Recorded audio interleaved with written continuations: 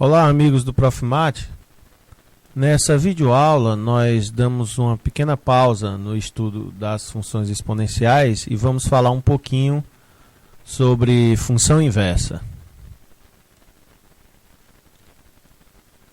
Dado uma função f de x em y, nós diremos que uma função g de y em x é inversa de f quando g composta com f aplicada em x for igual a x para todo x em x, e quando f composta com g aplicada em y for igual a y para todo y em y.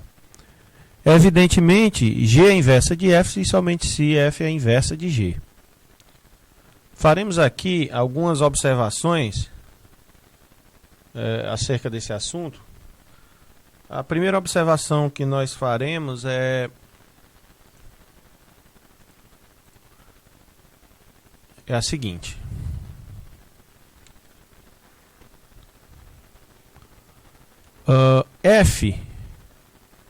Se f é uma função que tem inversa eu vou denotar por g, então nós temos que f é injetiva. Por quê? Pois se f de x1 for igual a f de x2, então nós necessariamente temos que g de f de x1 é igual a g de f de x2. Como g de f de x1 é igual a x1 e g de f de x2 é igual a x2, então nós concluímos que x1 é igual a x2, e aqui foi feito para quaisquer x1, x2 pertencentes ao domínio de f, portanto, nós provamos que f é injetiva.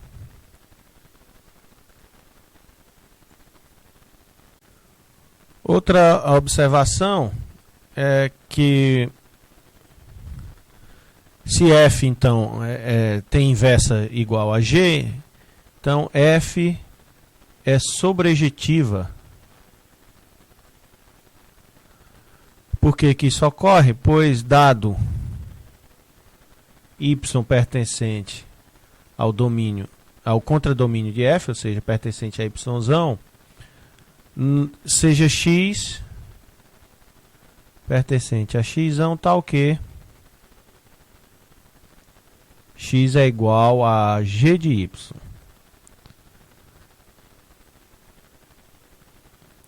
Então, o que dá f de x? Ora, f de x é igual a f, como x é igual a g de y, f de x é f de g de y. Como o g é inversa de f, isso é igual a y, portanto, nós provamos que, dado y pertencente ao contradomínio de f, existe x no domínio de f, tal que f de x é igual a y, portanto, f é sobrejetiva. Desta forma, nós concluímos então que se f possui uma inversa, então f é injetiva e sobrejetiva. Portanto, f é uma correspondência biunívoca entre x e y. É o que a gente chama de uma bijeção entre x e y. Outra observação que nós fazemos aqui é que a inversa de f, quando existir, ela é única. Para demonstrar isso, nós prosseguimos da seguinte forma. Então, de fato, sejam g e h, funções de y em x, inversas de f. O que eu vou mostrar aqui é que g e h são, na verdade, a mesma função.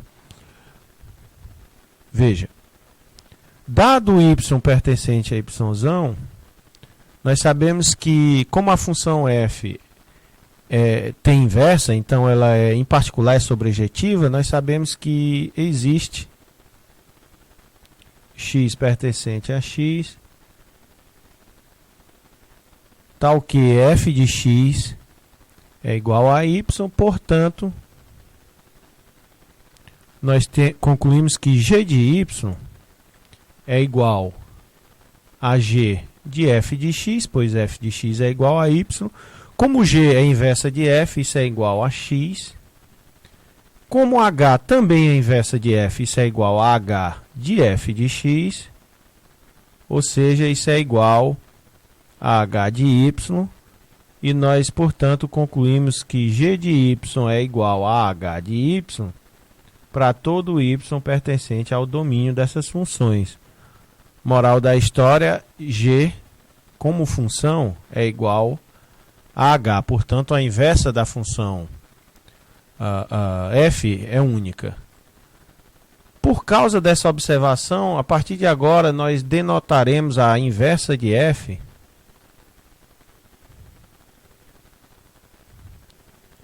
por f a menos 1.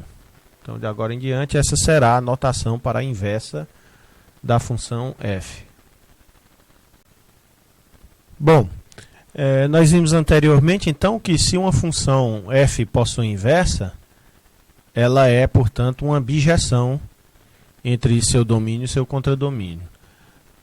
O que nós mostraremos agora é que se f é uma bijeção entre x e y, então ela possui uma inversa. Faremos a recíproca, então, da observação anterior.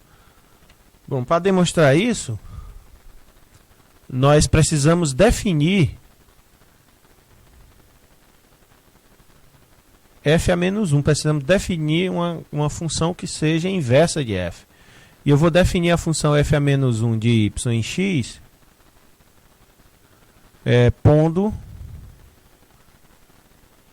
f a menos 1 de y como sendo o número x, e esse número x na verdade, o único elemento de x cuja imagem é y. Cuja imagem por f é igual a y.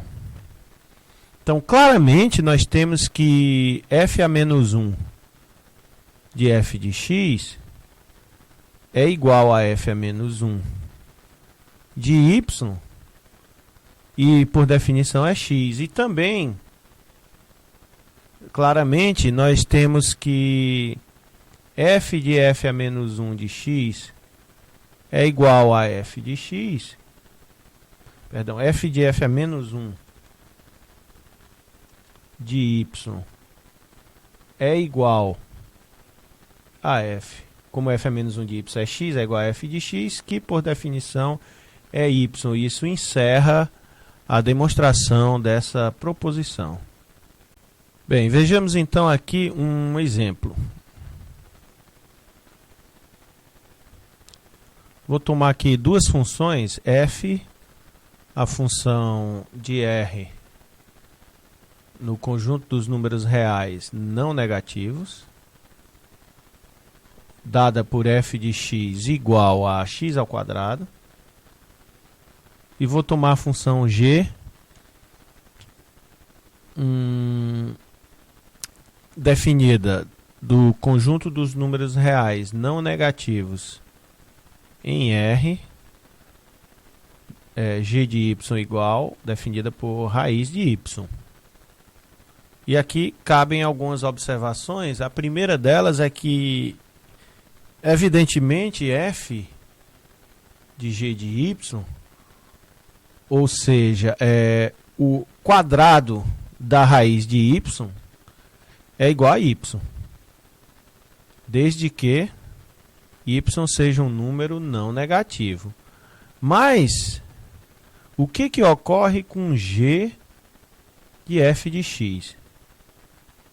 Ou seja, o que é a raiz quadrada de x ao quadrado? Ora, se x for positivo, então como x ao quadrado é x ao quadrado, ou seja, a raiz quadrada de x ao quadrado será x, se x for positivo ou zero. E se x for um número negativo, a raiz quadrada de x ao quadrado é menos x. Ou seja, g composto com f de x é igual ao módulo de x. Por esse motivo é que f e g não são inversas uma da outra. Evidentemente, eu não poderia encontrar uma inversa para a função f, porque claramente ela não é uma função injetiva. Por exemplo, f de 1 é igual a f de menos 1, f de 2 é igual a f de menos 2. Em geral, f de x é igual a f de menos x, portanto ela não é injetiva. E dessa forma não existe uma inversa, ela não é invertível, não tem inversa. Por quê? Porque ela não é injetiva. Entretanto, se eu tomar as funções, eu chamar aqui de f maiúsculo, de 0 mais infinito em 0 mais infinito, definida por f de x igual a x ao quadrado, e a função g maiúsculo com o mesmo domínio e mesmo contradomínio, definida por g de y igual a raiz de y, evidentemente aqui nós temos que f maiúsculo e g maiúsculo são funções uma inversa da outra. Eu eliminei aqui a possibilidade de x ser negativo, portanto, essas são funções inversas uma da outra, portanto, são bijeções. Bem, nosso objetivo agora é mostrar como traçar o gráfico da inversa de uma função, conhecido o gráfico da função. Antes disso, vamos definir aqui, ou relembrar o que venha a ser pontos simétricos em relação a uma reta. Então eu digo o seguinte, dois pontos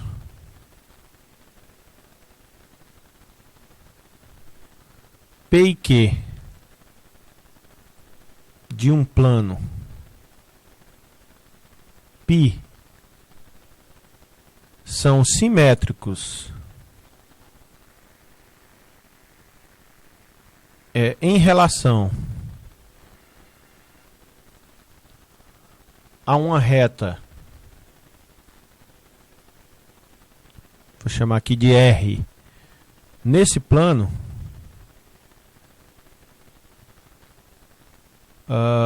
quando R é a mediatriz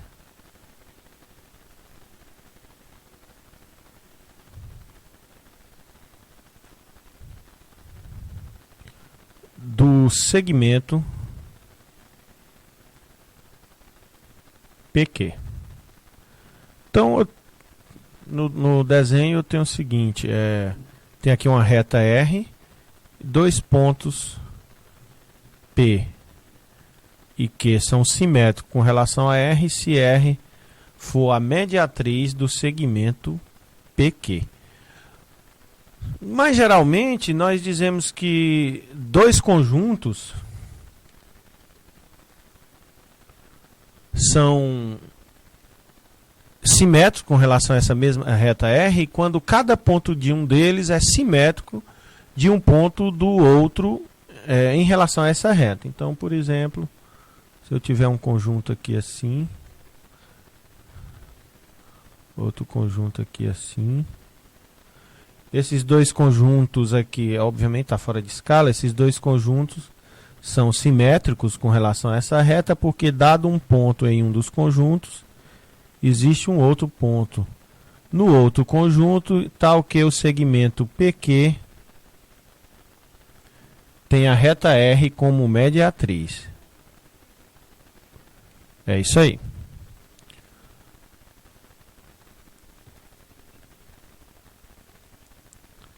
Então vejamos então agora mais uma definição. Chamamos de diagonal do plano R2 a reta delta formada pelos pontos XX de abscissa e ordenada iguais. Então no desenho Se aqui eu tenho o eixo X e o eixo Y de R2, então essa reta aqui de coordenadas de abscissa e ordenadas iguais é a nossa reta chamada de diagonal. Claramente é um ponto P de coordenadas x, y em R2 é simétrico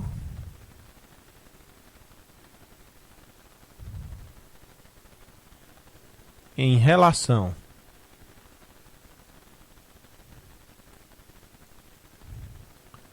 à diagonal delta ao ponto Q de coordenadas y, x. Isso ocorre pelo seguinte. Então eu tenho aqui a nossa diagonal. Eu tenho aqui um ponto P de coordenadas x, y. Eu traço esse quadrado aqui. Então, se P tem coordenadas x, y, eu traço o quadrado de vértices x, y, y, y, x, x e y, x, e observo que o segmento PQ é uma diagonal desse quadrado, enquanto a outra diagonal tem delta como seu prolongamento. Portanto, delta é mediatriz do segmento PQ.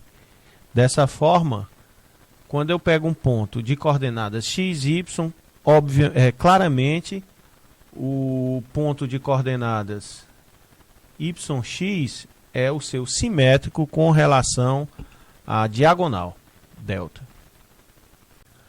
E para finalizar a nossa videoaula sobre função inversa, nós provaremos a seguinte proposição. Seja f de x em y uma bijeção, então o gráfico g' da inversa de f é simétrico ao gráfico g da função f em relação à diagonal delta. Para demonstrar isso, nós prosseguimos da seguinte forma. Veja bem.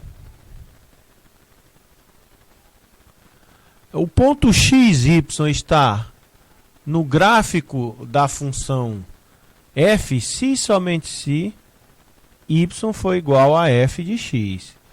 Mas y é igual a f de x se e somente se x for igual a f a menos 1 de y.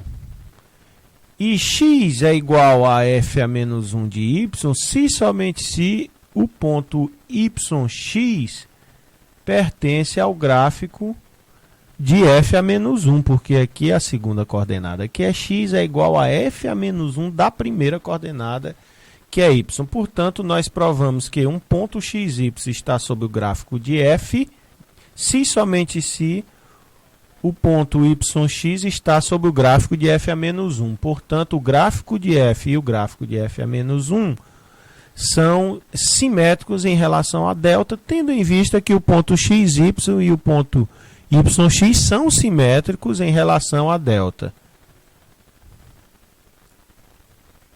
Bem, galera, terminamos por aqui essa nossa videoaula e nos encontraremos na próxima. Um abraço a todos, tchau.